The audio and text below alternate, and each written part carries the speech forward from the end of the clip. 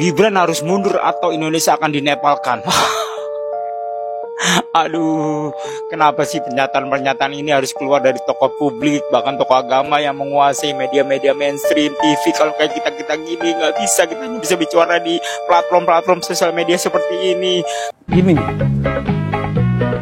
melihat rumitnya penjelasan dari Pak siapa tuh? Pak Andi Aswad. Kalau by data, saya akan cerita bahwa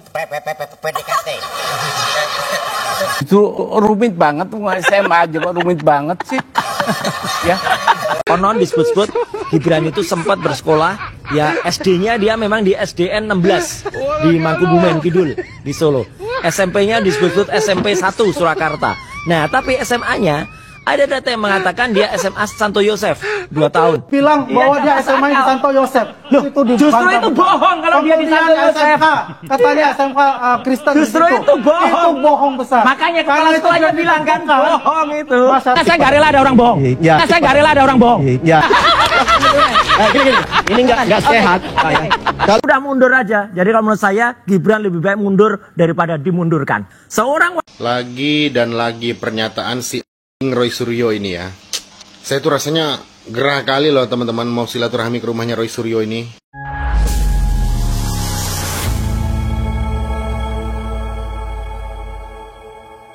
Assalamualaikum warahmatullahi wabarakatuh. Saudara-saudaraku sebangsa dan setanah air dimanapun kalian berada, semoga kalian selalu dalam kondisi sehat walafiat ya. Berjumpa lagi dengan saya di Gaspol Update. Kami bukanlah buzzer pihak manapun. Kami hanya menyajikan keputusan ada di tangan Anda. Teman-teman, ini ada video yang menurut saya cukup menarik ya. Yakni tentang pernyataan salah seorang tokoh agama, konon seperti itu ya kan, yang meminta agar Gibran mundur saja dengan sendirinya ya.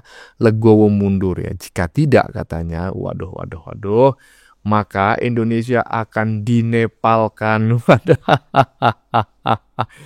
Aduh, ini efek serangan terhadap ijazah Jokowi yang berakhir jong ya. Bertahun-tahun menyerang ijazah Jokowi tapi berakhir jong. Akhirnya belok ya. Atau berujung dengan si Subhan yang menuntut Gibran senilai 125 triliun. Dan akhirnya sekarang muncul pernyataan agar Gibran mundur sebagai wakil presiden. Emang kenapa? Gibran itu wakil presiden, gak ada fungsinya sebetulnya. Di bangsa dan negara ini gak ada fungsinya. Karena dia baru berfungsi ketika mendapatkan mandat dari presiden untuk mewakilinya. Sementara jika presiden tidak memberikan mandat apapun kepadanya untuk mewakilinya, Gibran itu nggak ada fungsinya. Tapi kenapa kalian kok sibuk kali menginginkan Gibran mundur? Nggak dikasih ampun ya.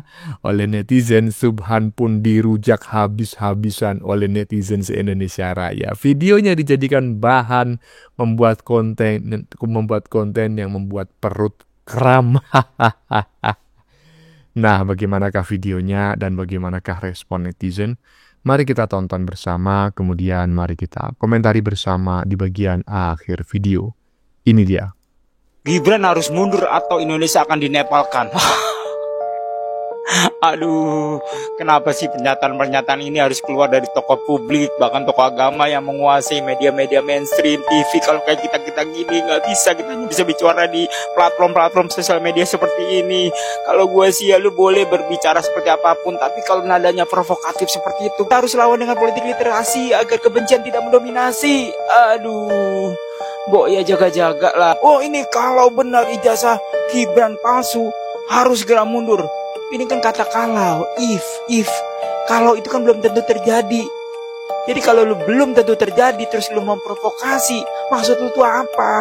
Coba dong kata-kata propaganda seperti ini dikurangin. Di situasi seperti ini, gak usah bilang akan dinepalkan. Gimana menurut lu, geng? Oke, kita lawan dengan politik literasi agar kebencian tidak mendominasi. Leave your comment below ya. Ya itulah ya kan. Seharusnya itu ya seorang pemuka agama, siapalah siapalah itu agama apapun itu ya kan. Jangan macam kayak gini lah, masa meminta Gibran mundur ya kan. Kalau nggak mundur akan di Indonesia akan dinepalkan. Emang kau siapa mau menepalkan Indonesia? Lu nggak sadar ya bahwa sebetulnya yang kemarin berdemo itu bukan pendukung elu, bukan golongan elu, bukan kelompok elu.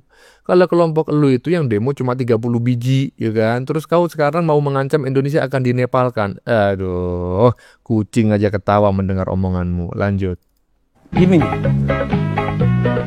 melihat rumitnya penjelasan dari Pak siapa tuh? Pak Andi Aswan. Pak Andi Aswan. Kalau by data, saya akan cerita bahwa itu rumit banget tuh, SMA aja kok rumit banget sih. Ya. Aduh, Subhanallah. Lu sendiri yang bikin rumit ya kan, umur segini emang lagi lucu-lucunya guys. SMA aja kok rumit banget. Andi Azwan yang biasanya dia berdebat dengan emosi, dia terkekeh-kekeh teman-teman ya. Jadi ya jelas sekali ini orang sebetulnya. Aduh, dia menggugat Gibran ini dengan kekosongan ilmu pengetahuan ya, dengan pengetahuan yang sangat koclok dan koclak menurut saya. Lanjut. Nah, SMA-nya di mana? Ini yang menarik ya. Makanya kami tunggu ya gugatan dari Pak Subhan, dan kami setuju, kami kalau perlu akan melengkapi apa yang disampaikan oleh Pak Subhan itu, karena konon disebut-sebut Gibran itu sempat bersekolah ya, SD-nya dia memang di SDN 16 di Mangkubumen Kidul di Solo. SMP-nya disebut-sebut SMP 1 Surakarta. Nah, tapi SMA-nya ada data yang mengatakan dia SMA Santo Yosef 2 tahun. Bilang bahwa dia SMA di Santo Yosef. Loh, itu Justru itu bohong kalau dia di Santo Yosef. Katanya SMK Kristen. Justru itu bohong. Itu bohong besar. Makanya kepala sekolahnya bilang kan bohong itu. Masa Saya nggak rela ada orang bohong. Saya nggak rela ada orang bohong. Ini nggak sehat. Coba bayangin teman-teman ya. Ini saya tidak mengerti gitu loh. Kenapa orang seperti ini masih dibiarkan keliaran, ya kan? Karena menurut saya sudah jelas-jelas orang ini mengalami gangguan kejiwaan atau minimal adalah gangguan psikologi, ya. Kenapa demikian? Ya udah kita lihat bareng-bareng tadi.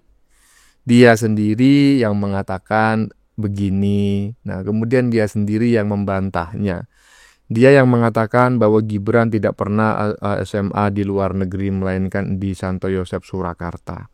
Tetapi begitu dibantah oleh kepala sekolah ya dari SMK Santo Yosef ya, Santo Yosef Surakarta, bahwa Gibran tidak pernah bersekolah di sana, bahkan mendaftar aja nggak pernah. Dia justru ya kan berbalik menyalahkan dirinya sendiri. Coba bayangin, aduh, ini mah udah kelewatan gangguan psikologinya ya. Lanjut. Udah mundur aja. Jadi kalau menurut saya Gibran lebih baik mundur daripada dimundurkan. Seorang Lagi dan lagi pernyataan si anjing Roy Suryo ini ya. Saya tuh rasanya gerah kali loh teman-teman mau silaturahmi ke rumahnya Roy Suryo ini. Kita masyarakat ini benar-benar gak ada harganya di mata dia. Berapa juta manusia yang sudah memilih Prabowo Gibran. Semudahnya dia katakan Gibran untuk mundur. Memangnya dia siapa? Hanya pencuri panci berani ngomong seperti itu.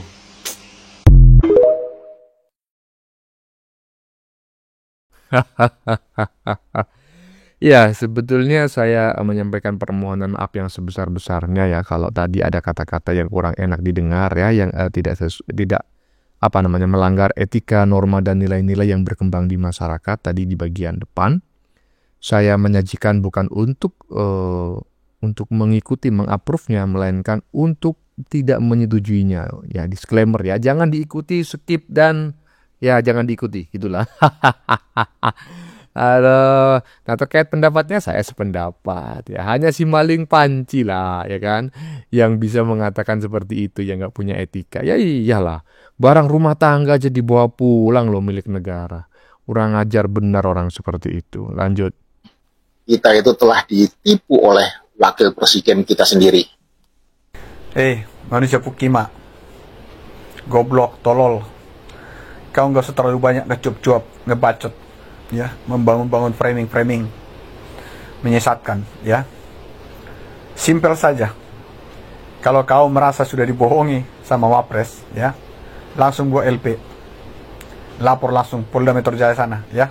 Saya tunggu besok atau kapan, ya. Saya mau lihat lu punya keberanian nggak, ya, atau cuma bisa cuap-cuap di TikTok ini aja kau Pukima, ya.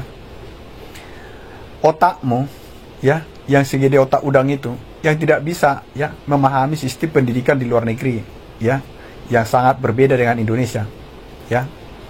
Dan supaya kau tahu, untuk S1-nya, strata satunya itu, ya, sistem bahkan di tiap-tiap negara itu berbeda. Singapura, Amerika, Inggris, Australia itu berbeda-beda, ya, supaya tahu kau. Jadi kau yang tidak paham dengan sistem pendidikan di sana, kau coba keluar-keluar memframing, membunuh masyarakat di sini, ya, padahal kau ini tolol, ya. Supaya kau tahu, bahkan gelar-gelar yang ada di Indonesia ini yang begitu panjang-panjang itu, untuk S1, strata 1 di luar negeri itu tidak ada, ya. Di sana hanya BA, BS, ya, Bachelor of Engineering and Bachelor of Science, itu aja. Dan Mas Gibran itu memperoleh, ya, BS-nya itu, ya. Saya sudah melihat beberapa, ya, testimoni teman-teman dia, bahkan alma mater dia dari Singapura sana itu, ya, dan menunjukkan ijazah mereka itu sama dengan yang punya Gibran itu, ya.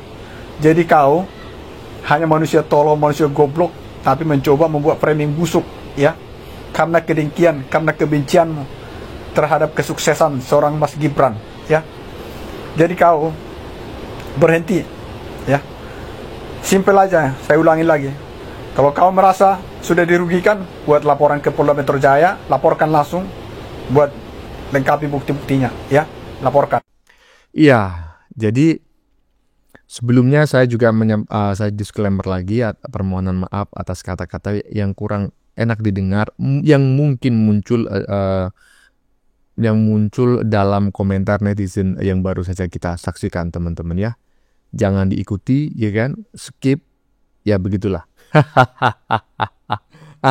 Tetapi saya sependapat dengan apa yang disampaikan, gitu loh. Kalau memang Anda merasa dirugikan, ya udah laporin aja ke polisi, gitu aja loh. Atau malah kalau Anda tidak melaporkan Gibran ke polisi, tetapi Anda terus berkoar-koar, ya, dalam tanda kutip memfitnah Gibran bisa loh melaporkan balik Anda, ya, sebagai delik aduan pencemaran nama baik. Ya kan, iyalah, enak aja. Kalau nggak ngerti, nggak paham, ya kan, tentang sistem pendidikan di Indonesia dan di luar negeri, jangan asal bacot, ya, daripada ujung-ujungnya fitnah, itu bisa dikenakan pasal, ya toh. Lanjut. Tanpa Presiden Jokowi, Prabowo Subianto nggak apa-apa, tidak jadi presiden. Nah, justru itu, janganlah pernah menghilangkan jasa baik Bapak Jokowi. Begitu juga pengikut-pengikutnya. Nah, kenapa kader Gerindra seketika Jokowi bermasalah, seketika Jokowi diterpa isu, apakah pernah ada pembelaan dari anggota DPR Partai Gerindra? Seketika Gibran digugat, kenapa diam kader Gerindra? Ini heran kok. Satu sisi tanpa Jokowi, Prabowo nggak jadi presiden.